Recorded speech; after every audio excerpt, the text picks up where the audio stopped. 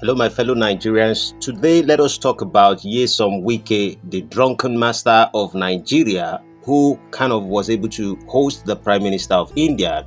And this guy just messed up everything. Now, I want to talk to my fellow Nigerians for us to think about these actions of Nyesom Wike.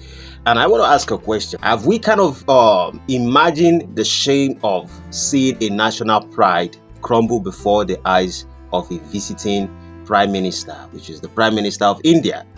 Now, let us picture this. That the Minister of Abuja, Nyesom Wike, that was tasked with hosting the Prime Minister of India, one of the world's most respected leaders, arrives at the meeting, and I don't know, not as dignified statesman, but as what Nyesom Wike did was, he was intoxicated and unable to even control himself.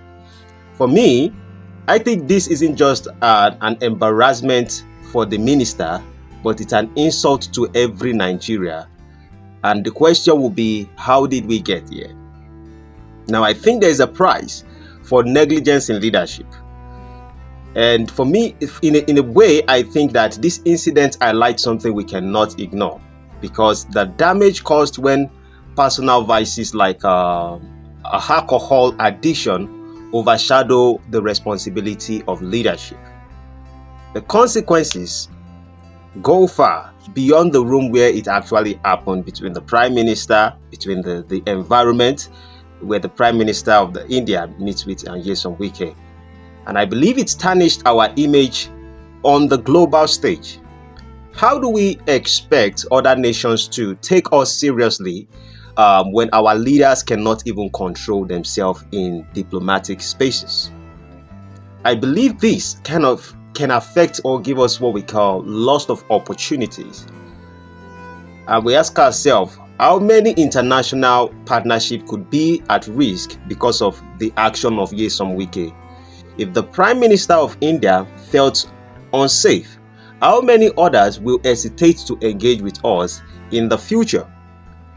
Secondly, I think there might be what we call the trust deficit, which is the behavior will shake public confidence.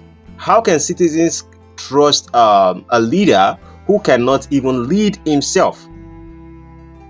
And the dangerous side of it is, if drunkenness is kind of overlooked, what next? What next kind of corruption, or we call it corruption or nepotism, is a slippery slope that would erode Nigeria's governance. Yeah. And then some of the questions I also was thinking about was, should Nyesom Wike remain in power? Because this raises critical questions. Should he be allowed to continue as minister if this behavior cannot be corrected? Should his power be reduced or responsibilities be reassigned? Leadership demands more or less a lot of discipline, and without it, the price we pay is going to be too high. So there's a bigger lesson for Nigerians here, because this isn't just about one man, it's about us as a people. He is a representation of Nigeria. And the question is, are we actually vetting leaders based on their character and integrity, or merely their connections and promises?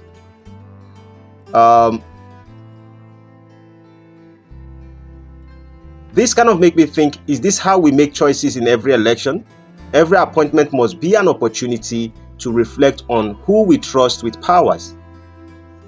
And the conflict, I want to quickly take a moment to address the conflict where I saw Deji Adeyanju with Nyesom Wike, and also there was a fact of, I saw VeryDarkMan praising Nyesom Wike, and I had a little bit of thought. I will come back to the story of Wike.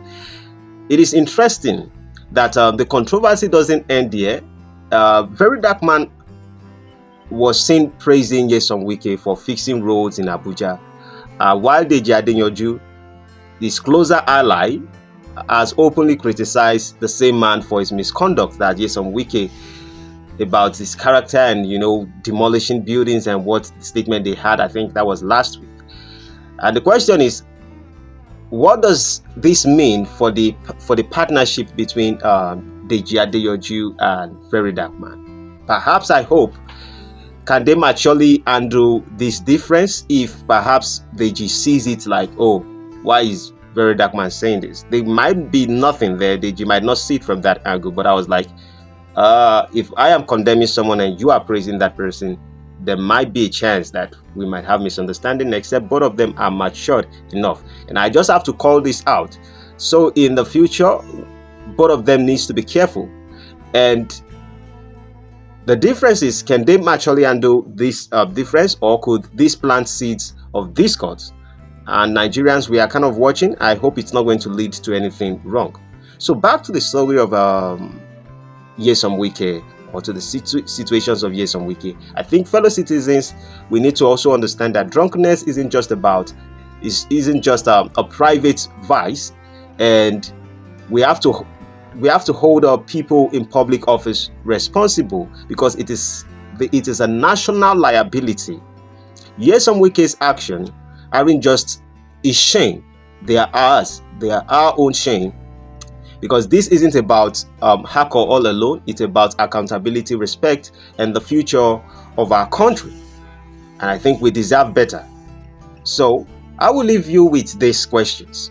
Are we holding our leaders to high standard enough?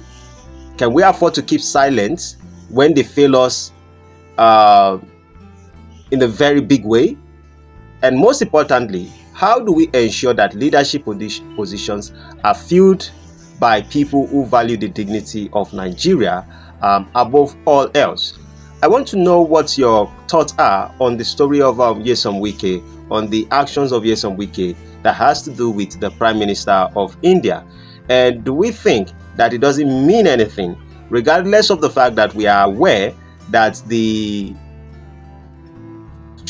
president has banned Nyesom Wike from coming to the Aso Rock?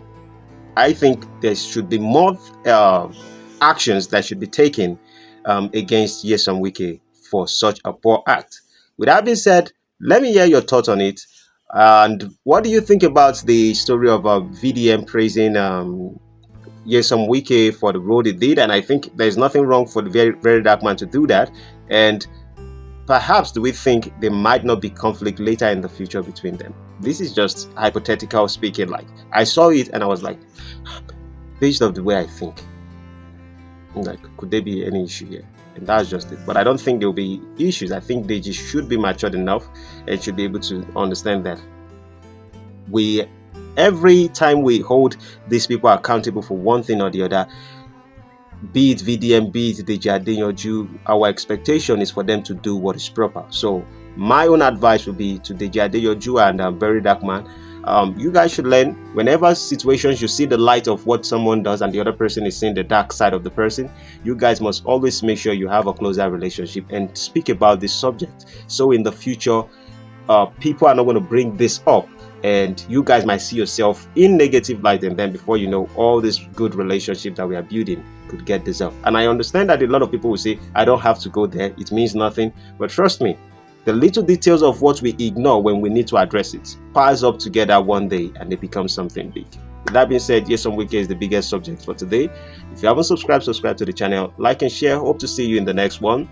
I am the man of thought, aka the Black Panther of Nigeria. See you in the next one. Adios, amigos. Bye bye for now. When you are revolutionary and you talk the truth, people will come and slap you down. Then you talk the truth again, they lock you in jail. They never hear anything at all. Then go hear pansa pansa. When you are revolutionary and you talk the truth, people will come and slap you down. Then you talk the truth again, they lock you in jail. They never hear anything at all. Then go hear pansa pansa.